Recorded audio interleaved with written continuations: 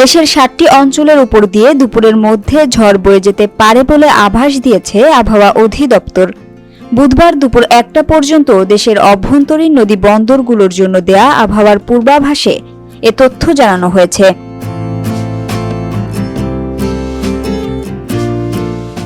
এতে বলা হয়েছে, খুলনা, বরিশাল, পটুয়াখালী, নোয়াখালী, কুমিল্লা, চট্টগ্রাম এবং কক্সবাজার অঞ্চলের উপর দিয়ে দক্ষিণ ও দক্ষিণ পশ্চিম দিক থেকে ঘন্টায় ৪৫ থেকে ৬০ কিলোমিটার বেগে অস্থায়ীভাবে দমকা বা ঝড়ো হাওয়া সহ বৃষ্টি বা বজ্রসহ বৃষ্টি হতে পারে।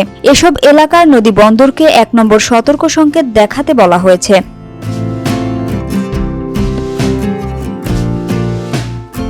এদিকে মঙ্গলবার রাতে দেয়া আবহাওয়ার পূর্বাভাসে বলা হয়েছে, সন্ধ্যা ৬টার মধ্যে খুলনা, বরিশাল, চট্টগ্রাম ও সিলেট বিভাগের অধিকাংশ জায়গায় এবং রংপুর, রাজশাহী, ঢাকা ও ময়মনসিংহ বিভাগের অনেক জায়গায় অস্থায়ীভাবে দমকা হাওয়াসহ হালকা থেকে মাঝারি ধরনের বৃষ্টি বা বজ্রসহ বৃষ্টি হতে পারে।